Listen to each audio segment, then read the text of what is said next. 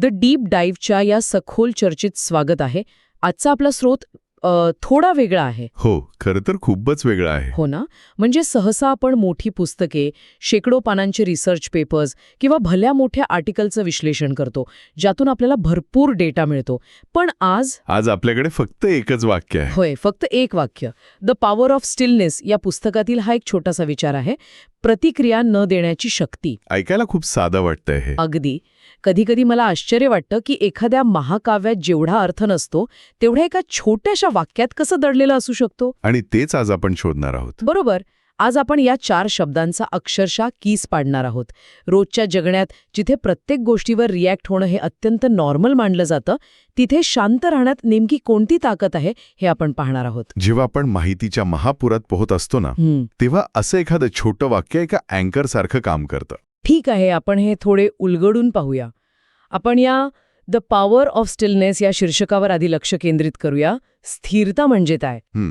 बहुतेकांना वाटतं की एका जागी गप्प बसणं किंवा काहीही न करणं म्हणजे जगापासून दूर जाणं. हो, तसाच एक समज आहे. पण या स्रोतामध्ये भौतिक निष्क्रियता अजिबात अभिप्रेत नाहीये. हा एक मेंटल स्टेट आहे, एक जाणीवपूर्वक अंगीकारलेली मानसिक अवस्था. ओके, म्हणजे ती आतून येणारी शांतता आहे. नेमकं तेच. आपण जेव्हा प्रतिक्रिया न देण्याची शक्ती याबद्दल बोलतो, तेव्हा आपण मुळात ऑटोनॉमी किंवा स्वतःच्या भावनांवरील नियंत्रणाबद्दल बोलत असतो. ही स्थिरता अत्यंत सक्रिय असते. आणि इथेच हा विषय खऱ्या अर्थाने रंजक होतो. ऑटोनॉमी म्हणजे स्वतःची रिमोट कंट्रोल स्वतःच्याच हातात असणं. आपण आपल्या रोजच्या ट्रॅफिकचं साधं उदाहरण घेऊया. हा, ट्रॅफिकचं उदाहरण अगदी चपखल बसेल इथे. आपण शांतपणे गाडी चालवत आहोत आणि कोणीतरी एकदम रॅश ड्रायव्हिंग करत आपल्याला कट मारून पुढे जातं. आता तिथे नेमकं काय होतं? राग येतो, चिडचिड होते. हो, आणि त्या एका अनोळखी माणसाच्या एका चुकीच्या कृतीमुळे आपण आपला पुढचा अर्धा एक तास खराब करतो. अगदी बरोबर. आपण त्या रस्त्यावरच्या अनोळखी माणसाला आपल्या भावनांचा ताबा घेण्याची परवानगी देतो. नेमकं त्या क्षणी जर आपण ठरवलं की यावर रिॲक्टच व्हायचं नाही, तर ती एक प्रकारची सायकोलॉजिकल सुपर पॉवर ठरते. यात सर्वात लक्षवेधी गोष्ट म्हणजे प्रतिक्रिया आणि शक्ती या 2 शब्दांमधला विरोधाभास. सहसा प्रतिक्रिया देणं हे ताकदीचं लक्षण मानलं जातं. हो, समाजात तर तसंच मानतात. पण या स्रोतानुसार जेव्हा इमिजिएट रिॲक्शन दिली जाते, तेव्हा प्रत्यक्षात परिस्थितीला शरण जाण्याची कृती घडत असते. म्हणजे आपण परिस्थितीचे गुलाम होतो. अगदी. ट्रॅफिकमधल्या त्या उदाहरणात तो दुसरा ड्रायव्हर तुमच्या रागाचा ट्रिगर दाबतो आणि माणूस लगेच एखाद्या मशीनसारखा वागायला लागतो. याला सायकोलॉजीमध्ये इमोशनल हायजॅक म्हटलं जातं. इमोशनल हायजॅक, बापरे, शब्दच किती बोलका आहे. हो ना. तिथे स्वतःवरचा ताबा सुटलेला असतो. पण जेव्हा प्रतिक्रिया न देण्याचा निर्णय घेतला जातो, तेव्हा ती ऑटोनॉमी परत मिळवली जाते. म्हणजे बाहेरच्या जगातील कोणतीही घटना आतल्या जगाला डिस्टर्ब करू शकत नाही. बरोबर. लोकांना अनेकदा वाटतं शांत राहणं म्हणजे पॅसिव्ह किंवा दुर्बळ असणं. पण आतून त्या भावनेला रोखून धरण्यासाठी खूप मोठी मानसिक ऊर्जा लागते. पण प्रॅक्टिकली बघायला गेलं तर अन्याय होत असेल तिथे शांत राहणं हे भित्रेपणाचं लक्षण नाही का मानलं जाणार? म्हणजे ऑफिसमध्ये कुणीतरी विनाकारण टीका करत असेल आणि तिथे आपण गप्प बसलो तर लोक सॉफ्ट टार्गेट समजतील अशी भीती वाटते. हो, कारण समाजात अशीच समजूत आहे की जो आक्रमक असतो तोच ताकदवान असतो. हा एक अतिशय क्लासिक गैरसमज आहे. समाजाच्या कंडिशनिंगचा तो भाग आहे. लहानपणापासून हेच बिंबवलं जातं की ॲग्रेशन म्हणजेच पॉवर. जो जास्त आवाज करतो तो लीडर. अगदी. तशीच एक उठळ व्याख्या तयार झाली आहे.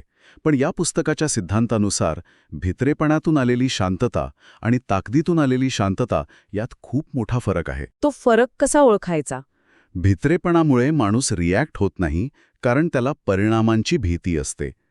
पण प्रतिक्रिया न देण्याची शक्ती ही एका जाणीवपूर्वक केलेल्या निवडीतून येते.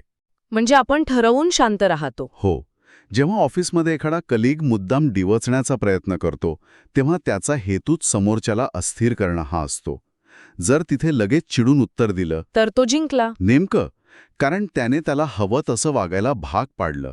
पण जेव्हा पूर्णपणे शांत राहून कोणतीही रिॲक्शन न देण्याची कृती घडते, तेव्हा ती शांतता समोरच्याला जास्त अस्वस्थ करते. तो जो पॉवर डायनामिक्सचा खेळ असतो तो न खेळताच जिंकला जातो. हे खरंच खूप डीप आहे. हो, कारण तुम्ही तो डावच अस्तित्वात असल्याचं नाकारता. यावरून मला आता फॅमिली व्हॉट्सअप ग्रुप्सची आठवण येते. तिथे अनेकदा असं होतं की कोणीतरी एखादा अत्यंत वादग्रस्त मेसेज फॉरवर्ड करतं. आणि मग लगेच टायपिंग सुरू होतं. हो, लगेच एक मोठा परिच्छेद टाईप करायला घेतला जातो. पूर्ण लॉजिक लावून, फॅक्ट चेक करून त्याला खोटं पाडण्याचा प्रयत्न सुरू होतो. पण टाईप करून झाल्यावर अचानक लक्षात येतं की याचा काहीही उपयोग होणार नाहीये. अगदी. आणि मग तो सगळा ड्राफ्ट डिलीट केला जातो. तो जो बॅकस्पेस दाबण्याचा क्षण असतो ना, तोच मला वाटतं या पॉवर ऑफ स्टिलनेसचा सर्वोत्तम प्रॅक्टिकल अनुभव असावा. तो बॅकस्पेस दाबण्याचा क्षण म्हणजे एक प्रकारची मुक्तीच आहे. सध्याच्या डिजिटल युगात माणसाचं लक्ष आणि प्रतिक्रिया हे सगळ्यात मोठं चलन बनलं आहे. करन्सी बनलीये. हां. खरंय. सोशल मीडियाचे जे अल्गोरिदम्स आहेत ते कोट्यावधी डॉलर्स खर्च करून डिझाईन केले गेले आहेत. त्यांचा एकमेव उद्देश माणसाला रिॲक्ट करायला लावणं हाच असतो. म्हणजे त्यांना माहीत असतं की शांत माणूस त्यांच्या प्लॅटफॉर्मवर जास्त वेळ घालवणार नाही. अगदी बरोबर. म्हणून ते सतत अशी माहिती फीडमध्ये टाकतात ज्यामुळे राग येईल, भीती वाटेल किंवा असुरक्षित वाटेल. माणसाचा इगो दुखावला जाईल याची पूर्ण काळजी घेतली जाते. म्हणजे ते अल्गोरिदम्स आपल्या ऑटोमॅटिक रिॲक्शन्सचा बिझनेस करत आहेत. एखादी बातमी वाचायची, लगेच संतापायचं आणि कमेंट सेक्शनमध्ये जाऊन भिडायचं. आणि त्यातून त्या प्लॅटफॉर्मला एंगेजमेंट मिळते, पण त्यात आपली ऊर्जा विनाकारण खर्च होते. अशा परिस्थितीत प्रतिक्रिया न देणं हे एखाद्या मोठ्या बंडासारखंच वाटतं. सिस्टमच्या विरोधात पुकारलेलं बंड. हे खरोखरच एक सायलेंट रिबेलियन आहे. जेव्हा या प्रोव्होकेशनला बळी पडण्यास नकार दिला जातो तेव्हा एक प्रकारे त्या सिस्टमला हरवलं जातं. स्वतःची मेंटल स्पेस प्रोटेक्ट केली जाते. हो, स्थिरता हे ओळखायला शिकवते की कोणत्या गोष्टीला वेळ आणि ऊर्जा देणं आवश्यक आहे आणि कोणती गोष्ट केवळ ट्रिगर करण्यासाठी डिझाईन केलेली आहे. दररोज हजारो गोष्टी काहीतरी कर असं सांगत असतात. आणि त्या सगळ्या गोंधळात मी काही करणार नाही हा निर्णय घेणं ही एक मोठी मानसिक ताकदच आहे. पण या मानसिक ताकदीचा सराव कसा करायचा हा एक मोठा प्रश्न आहे. कारण थिअरीमध्ये हे सगळं खूप छान वाटतं, पण जेव्हा प्रत्यक्ष प्रसंग येतो तेव्हा मेंदू विचार करायला वेळच देत नाही. हो ना. सायकोलॉजीमध्ये नेहमी रिॲक्शन आणि रिस्पॉन्स या 2 शब्दांबद्दल चर्चा होते. मराठीत सांगायचं तर प्रतिक्रिया आणि प्रतिसाद.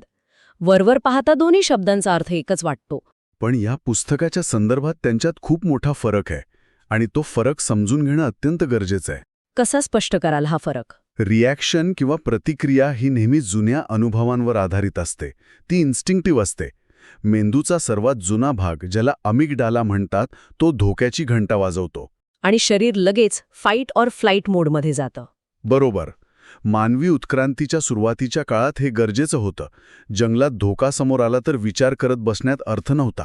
लगेच रिॲक्ट होणं हाच जगण्याचा मार्ग होता. पण आजकाल समोर जंगली श्वापद नसतं, तर एखादा ईमेल असतो किंवा कोणाचा तरी टोमणा असतो. मेंदू मात्र त्या ईमेलला त्याच धोक्यासारखं ट्रीट करतो. हे खूपच भारी उदाहरण आहे. म्हणजे एका साध्या ईमेलसाठी शरीरातले तेच स्ट्रेस हॉर्मोन्स रिलीज केले जातात जे आपले पूर्वज जंगलात जीव वाचवताना करायचे. आणि याचाच अर्थ शरीराची आणि मनाची खूप मोठी झीज विनाकारण होत आहे. तर या सगळ्याचा नेमका अर्थ काय?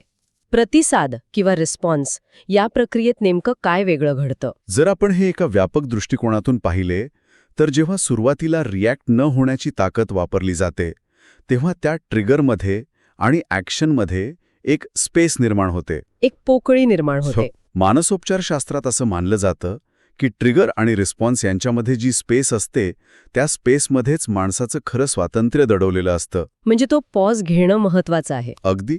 जेव्हा तो पॉज घेतला जातो तेव्हा मेंदूच्या पुढच्या भागाला प्रीफ्रंटल कॉर्टेक्सला ॲक्टिव्हेट होण्याची संधी मिळते. हा भाग लॉजिकल थिंकिंग आणि रॅशनल डिसिजन मेकिंगसाठी जबाबदार असतो. त्यामुळे त्यानंतर जे काही बोललं जातं तो एक विचारपूर्वक दिलेला प्रतिसाद असतो. तो रागातून आलेला नसतो तर परिस्थितीचं योग्य आकलन करून घेतलेला निर्णय असतो. पुस्तकाचं शीर्षक आणि आतील वाक्य हे एकमेकांशी असे जोडलेले आहेत. म्हणजे स्थिरता हीच मुळात प्रतिक्रिया न देण्याची ताकद आहे. स्टिलनेस म्हणजे काहीही न करणं नव्हे तर योग्य वेळी योग्य तेच करणं. अगदी बरोबर. अस्थिर पाण्यात जसा तळ दिसत नाही तसंच अस्थिर आणि संतप्त मनात वास्तवाची खरी परिस्थिती समजत नाही. जेव्हा तो सुरुवातीचा पॉज घेतला जातो तेव्हा पाण्यावरच्या लाटा शांत होतात आणि मग तळाशी असलेलं सत्य दिसू लागतं.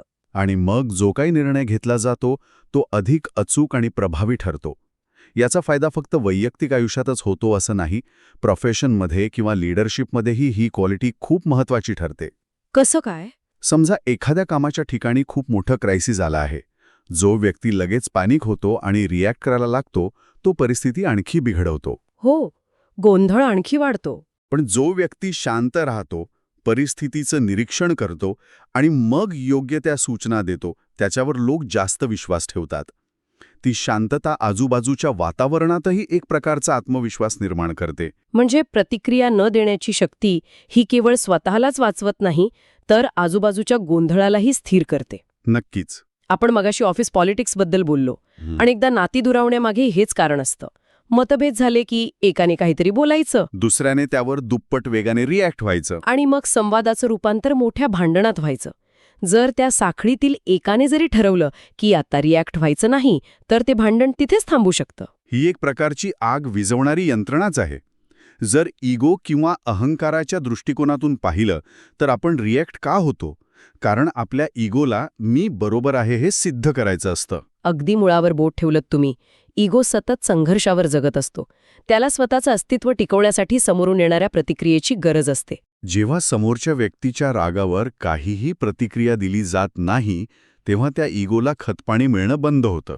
तो आपोआप शांत होतो. हो, जेव्हा एखादा माणूस रागाने ओरडत असतो आणि समोरून त्याला फक्त शांतता मिळते, तेव्हा त्याला त्याचाच आवाज जास्त मोठा आणि अर्थहीन वाटू लागतो. दुसऱ्याच्या रागाच्या आगीत उडी न घेता दूर उभं राहणं हा स्वतःच्या रक्षणार्थ वापरलेला एक अतिशय प्रभावी मार्ग आहे. अगदी. पण हे करत असताना एक धोका असाही असू शकतो की आपण भावना सतत दाबून ठेवत आहोत. सायकोलॉजी असंही सांगते की भावना दाबून ठेवणं शरीरासाठी आणि मानसिक आरोग्यासाठी हानिकारक असतं. हो, तो धोका असतोच. मग प्रतिक्रिया न देणं आणि भावना दाबून ठेवणं यातली सीमारेषा कशी ओळखायची, हा एक अतिशय नाजूक पण महत्वाचा मुद्दा वाटतो मला. हा खरोखरच एक क्रिटिकल पॉइंट आहे. सप्रेशन म्हणजे भावना दाबून ठेवणं आणि स्टिलनेस म्हणजे स्थिर राहणं, या दोन पूर्णपणे वेगळ्या गोष्टी आहेत. ओके. जेव्हा भावना दाबल्या जातात तेव्हा आतून संताप उफाळून आलेला असतो, पण फक्त चेहऱ्यावर खोटा शांततेचा मुखवटा लावला जातो. ती एनर्जी आतून खात असते. म्हणजे आतून ज्वालामुखी खदखदत असतो. बरोबर, पण स्टिलनेस ही एक जाणीवपूर्वक घेतलेली भूमिका आहे. यात भावनांना नाकारलं जात नाही. हो, राग येत आहे हे मान्य केलं जातं, पण त्याच वेळी या रागाच्या आहारी जाऊन वागणार नाही हा निर्णय घेतला जातो. म्हणजे रागाला पाहिलं जातं पण त्याला ॲक्ट आऊट केलं जात नाही. अगदी. त्या रागाकडे एक ऑब्झर्व्हर किंवा निरीक्षक म्हणून पाहिलं जातं. आकाशात जसे ढग येतात आणि जातात तसे त्या भावनांना येऊ आणि जाऊ दिलं जातं. स्वतःला त्या भावनांशी जोडलं जात नाही. म्हणजे स्वतःला त्या परिस्थितीपासून डिटॅच केलं जातं. मी आणि माझा राग या दोन वेगळ्या गोष्टी आहेत हे जेव्हा समजतं तेव्हा तो राग आपल्यावर राज्य करू शकत नाही. त्यामुळे तिथे काहीही दाबून ठेवण्याचा प्रश्नच येत नाही. हे ऐकायला थोडं स्पिरिच्युअल किंवा आध्यात्मिक वाटत असलं तरी हे प्युअर सायन्स आहे. मेंदूला दिलेली ती एक योग्य दिशा आहे. एका वाक्याचा किती विस्तृत आणि सखोल वेध आपण या चर्चेतून घेऊ शकलो हे पाहणं खरोखरच थक्क करणार आहे. जेव्हा एखादा विचार इतका मूलभूत असतो ना, तेव्हा तो जीवनाच्या प्रत्येक अंगाला स्पर्श करतो. ट्रॅफिकपासून सुरुवात केली, ऑफिस पॉलिटिक्स, सोशल मीडिया, ते थेट मानवी मेंदूच्या रचनेपर्यंत सगळीकडे हा एकच नियम लागू होतो. खरंच. द पॉवर ऑफ स्टिलनेस हेच सांगते की जगातल्या सगळ्या गोष्टींवर नियंत्रण ठेवणं अशक्य आहे. लोक कसे वागतील, परिस्थिती कशी असेल हे कुणाच्याच हातात नाही. आपल्या हातात फक्त आपला रिस्पॉन्स आहे. आणि ती ताकद ओळखणं म्हणजेच खरं स्वातंत्र्य. आजच्या या चर्चेचा सारांश काढायचा झाला तर ह्या श्रोत्यातून मिळालेला सर्वात मोठा धडा म्हणजे न बोलण्यात किंवा कृती न करण्यात दडलेलं सामर्थ्य. नक्कीच. सतत काहीतरी करत राहिलं पाहिजे, प्रत्येक गोष्टीवर मत मांडलंच पाहिजे, या आधुनिक जगातल्या प्रेशरमधनं बाहेर पडायला हे वाक्य खूप मदत करतं. माहितीच्या आणि सतत घडणाऱ्या घटनांच्या आजच्या वेगवान जगात हा स्रोत आपल्याला आठवण करून देतो की प्रत्येक गोष्टीवर प्रतिक्रिया देणं अजिबात बंधनकारक नाही. अगदी बरोबर. शांत राहणे हा एक अत्यंत प्रभावी आणि जाणीवपूर्वक घेतलेला निर्णय असू शकतो. यावरून एक अत्यंत महत्त्वाचा प्रश्न निर्माण होतो. कोणता? आत्तापर्यंत आपण पाहिलं की प्रतिक्रिया न देणे ही एक मोठी शक्ती आहे आणि त्यामुळे आपली प्रचंड ऊर्जा वाचते. पण मग त्या वाचलेल्या, आत साचलेल्या ऊर्जेचं पुढे काय होतं? विचार करण्यासारखा मुद्दा आहे. जेव्हा राग किंवा फ्रस्ट्रेशन बाहेर पडून न देता ती ऊर्जा वाचवली जाते, तेव्हा ती ऊर्जा नष्ट तर नक्कीच होत नाही. मग काय? ती स्थिरता त्या ऊर्जेला अधिक सखोल आणि जाणीवपूर्वक कृतीमध्ये रूपांतरित करते. म्हणजे ती एक क्रिएटिव्ह फोर्स बनू शकते? हो, काय हीच वाचलेली ऊर्जा खऱ्या नवनिर्मितीची किंवा स्वतःमध्ये आमूलाग्र बदल घडून आणण्याची मुख्य ताकद बनते. हा विचार खरंच अंगावर काटा आणणार आहे. जी ऊर्जा रोजच्या क्षुल्लक वादांमध्ये आणि सोशल मीडियाच्या कमेंट्समध्ये वाया जाते, ती जर साठवून ठेवली तर त्यातून काय काय निर्माण होऊ शकतं याची केवळ कल्पनाच केलेली बरी. हा प्रश्न आपण श्रोत्यांसाठी असाच मोकळा ठेवत आहोत. त्यांनी स्वतःच्या आयुष्यात या शांततेच्या सामर्थ्याचा शोध घ्यावा. आजच्या या द डीप डाईव्हच्या सखोल चर्चेत एका छोट्याशा वाक्यातून मोठा प्रवास घडला. पुन्हा भेटूया अशाच एका नव्या आणि रंजक विषयावर विचारमंथन करण्यासाठी.